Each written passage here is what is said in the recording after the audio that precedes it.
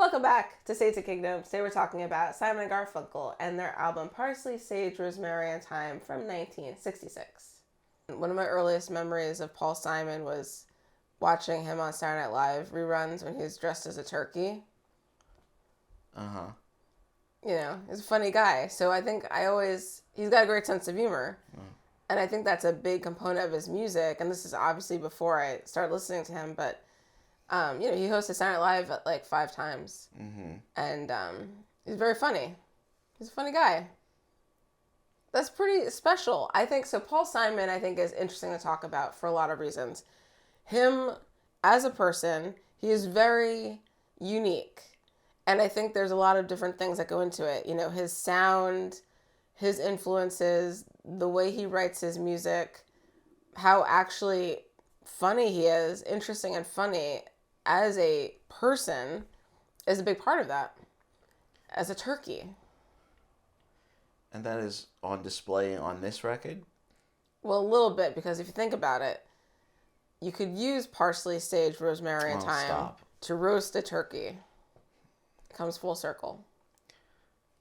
Paul Simon is a wonderful songwriter, and he has his own unique style within what everyone call folk rock, or just certainly in the mid-60s. His voice is different. It's very personal. It's very earnest or honest. He's telling you exactly what he's thinking and feeling without even like much in the analogy way or of metaphor. Much in the way of poetic imagery. Yes, is disarming. He talks about poetry more than just actually using it. Almost a little. I mean, you could almost be not embarrassed, but you could almost be a little bit. I was embarrassed. Embarrassed.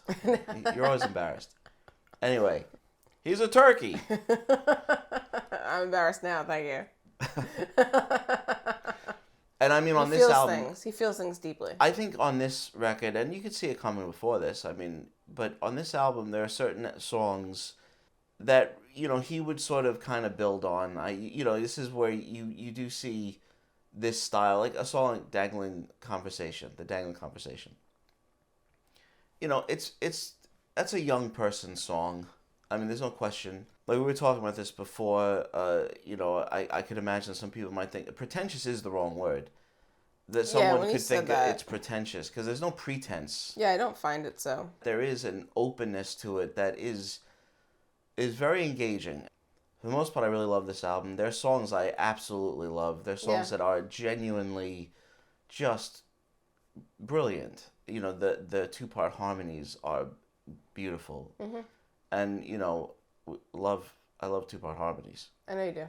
Someone as influenced by the Everly Brothers, you don't hear that just like smacking you in the head all the time. There's a definite style that the two of them have, and the quality of their voice and how they blend is remarkable. No matter how many times you've heard Scarborough Fair, it really is just absolutely gorgeous. It's an incredible arrangement. It's got like a haunting softness to it. There's just real, like, it's just really evocative. And you said sensitive before, and it's true. There's like a real sensitivity to even just the way it's recorded. Like it's very quiet and like sensitive feeling. Everything just feels like don't get too close. Like they're like ugh.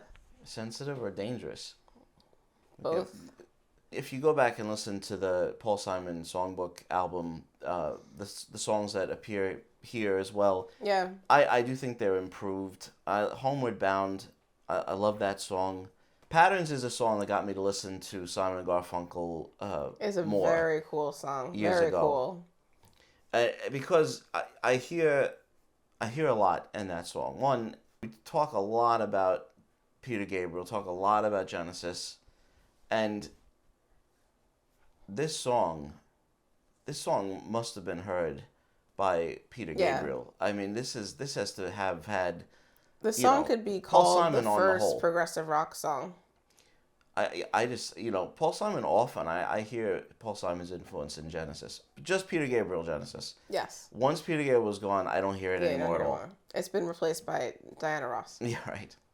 It's one of those things, we've talked about a few things like this. We don't really emphasize them, but, because everything has become so genred and, compartmentalized. You never think of Paul Simon having an influence on Genesis, Right. strangely now, or Grateful Dead having an influence on Yes, Yeah. or something like that they're totally different. But they're not. But everyone listened to everything back then, and there's just the phrasing, the drama in it, the wordiness of it. Because Peter Gabriel was always trying to fit as many words into a line, and and Paul Simon is quite wordy as well, and he does it in a more laid back way. There's no question, especially later. Here he's a little bit less laid back. Yeah, he's a little uptight. A little bit. One way or another, Patterns is a great song. It's a thing. It's such a cool song. It's a great such song. a cool song, and they get so much done with what feels like a very minimal instrumentation. It is. There's no question. Yeah. So thinking about these songs, I mean, you really have very little to work with. They're very bare bones in their way, but they really accomplish so much. I mean, there are a lot of really amazing, clever arrangements. There's even a song like "Cloudy," which is a lovely song. Yeah. That sounds, and this is just me. I'm not saying that. That just sounds like Yola Tango. Yeah. Like add distorted guitar to that, and you have a Yola Tango song. Yeah. And that's not to say. I mean, it's not a question of influence. I guess to me, it's more just a question of worth. Mm-hmm. This is something to draw from. This is something really fantastic with real substance that you can be inspired by. You can take from. I don't think people talk about Paul Simon enough.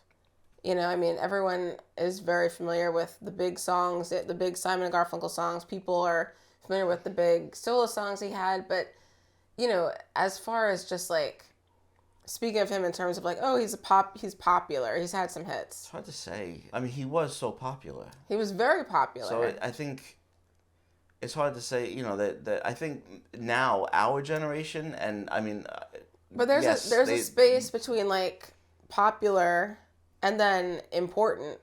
Yeah. And what I'm saying is that the baby boomer generation, I think, appreciated him just fine. I don't know about subsequent generations, and I don't know. I don't think younger people are really appreciating anything. Paul Simon all that much, or Garfunkel for that matter. I mean, there were a couple of bands that sounded kind of like him a lot, and like Vampire Weekend. Oh yeah, right, yeah. Vampire that Weekend was like 20 years ago now, though. Exactly. So I wasn't really a fan anyway. So there are a couple of songs. The only song that desultory Philippic Frank West Side Story Toothpick, a simple desultory Philippic. Well done. Do another. Philippic. Yeah. Philippic. Yeah, that song is a little. I don't know. I wouldn't. I'm not. The tone of it is kind of. I don't know. It's very flippant and like. No, if it's satire, it just to me just doesn't work. It just doesn't work. Also, I don't know. It feels like then he's putting like a separation between himself or the two of them and like all these other artists. Well, it's like.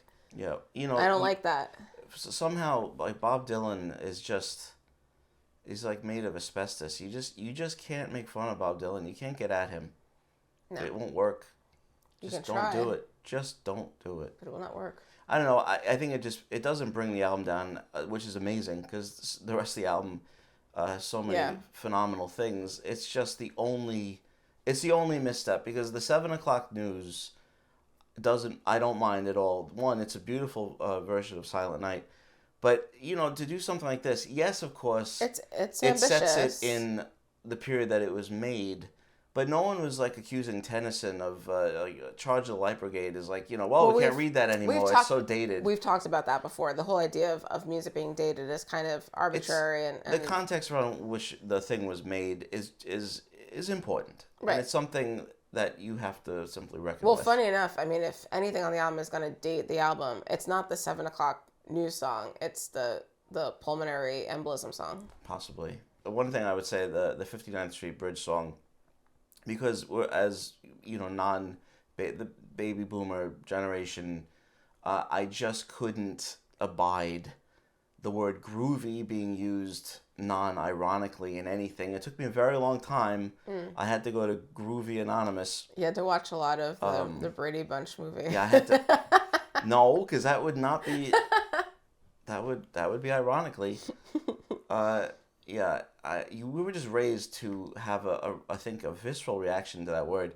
So it took me a while. I don't. That's not my favorite song on this album, but it's a good song. It's a good song, but It's a good song. Altogether, I mean, it's a pretty exceptional album. It really is. It really is. I feel like Paul Simon has just very quietly been doing very avant-garde things from the beginning, and no, you know, it's kind of just being slipped through, you know, and I think he's had a very big influence in a lot of ways that maybe haven't been completely explored yet. A great writer and a great musician. He can write a great melody. Thank you so much for watching our brief discussion of Simon Garfunkel's album, Parsley, Rosemary and Thyme.